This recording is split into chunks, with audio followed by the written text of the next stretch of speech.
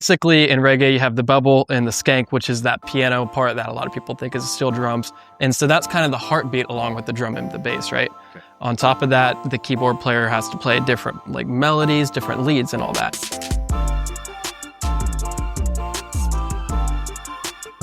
All right, you guys thought we were done.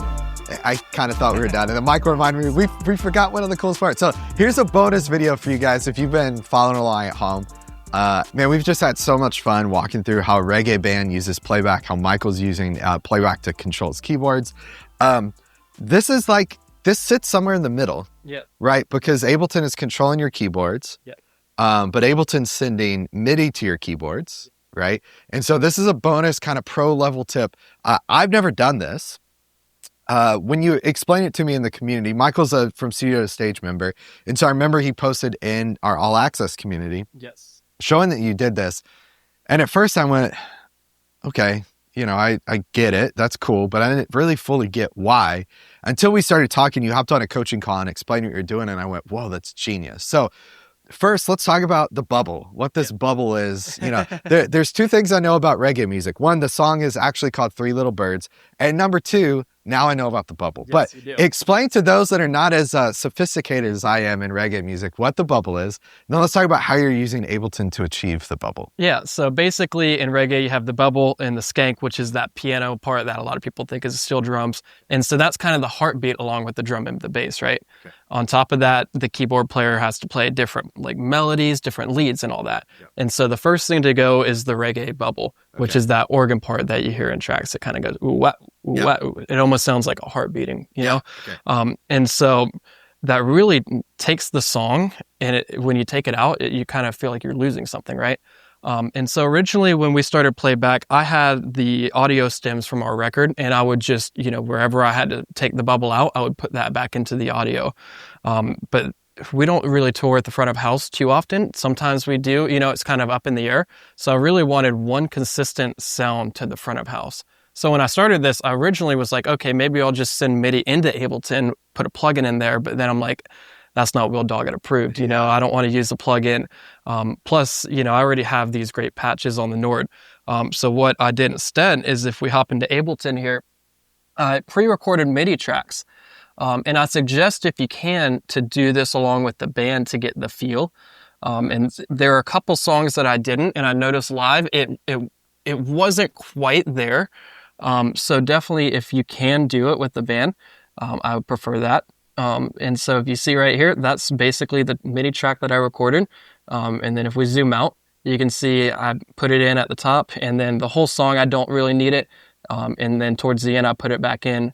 But then this is like a prime example of the song. Like I need it at the start, then here comes the verse. So then I'm playing it live. And then the chorus comes back in, I put it back in. And what I kind of did is I put it in like 2 beats before I have to jump up to my top keyboard. I went ahead and put it in. That way I'm not like having to really quickly jump up there. I have plenty of time to get my hand where I need it to be to play that part.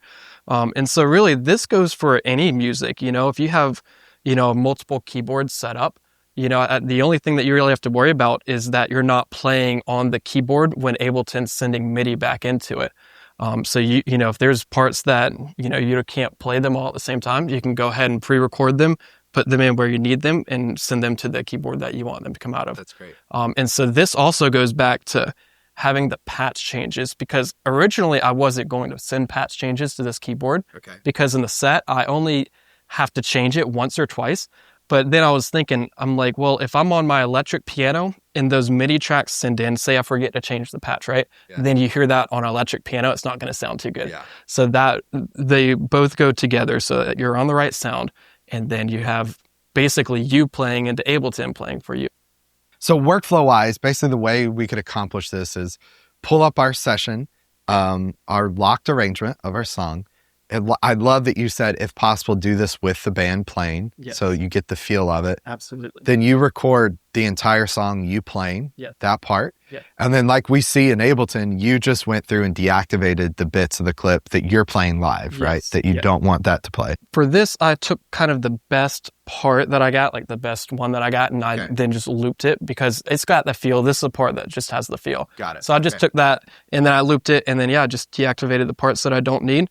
for some reason, if I ever need them, they're there, and I just have to press 0 and they're back in there. That's so awesome. Yeah. So again, let's make sure we're all clear on what's happening here, and then I'd love if you would demo this for us. It'd be great. Absolutely. So again, instead of the way most of us, and honestly, the way I would probably accomplish this, and Michael, if I can be honest, when you first posted in the community, my first thought was like, well, I would just have it in the tracks, right? I would have that part from the record that we recorded. I'd have it in the tracks. I would turn it on.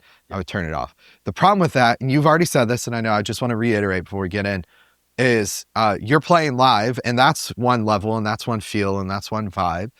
And then you stop, and we go to a pre-recorded part that's perfect, and it's been exact. And now, front of house audio engineer, if you're traveling with one, if you have one, and they're aware of what's happening, is going to try to match those levels. It's going to be really hard to keep that consistent. Yes. But what you're doing is I'm playing the part, and then I stop, and the part is being played by someone else, and or the part is being played by Ableton rather, and it's coming out of that same output, so it's consistent to front of house, right? Yes, absolutely. Okay, great. So let's do a little demo if you don't mind. Like, I'd love to see whatever you think is great, maybe you playing and then Ableton playing it, and just get a sense of what's happening. Yeah, so we'll go back to this same song. Okay. And at the start, we don't have the bubble, just kind of a feel thing, but then you'll kind of hear it come in. So here we go.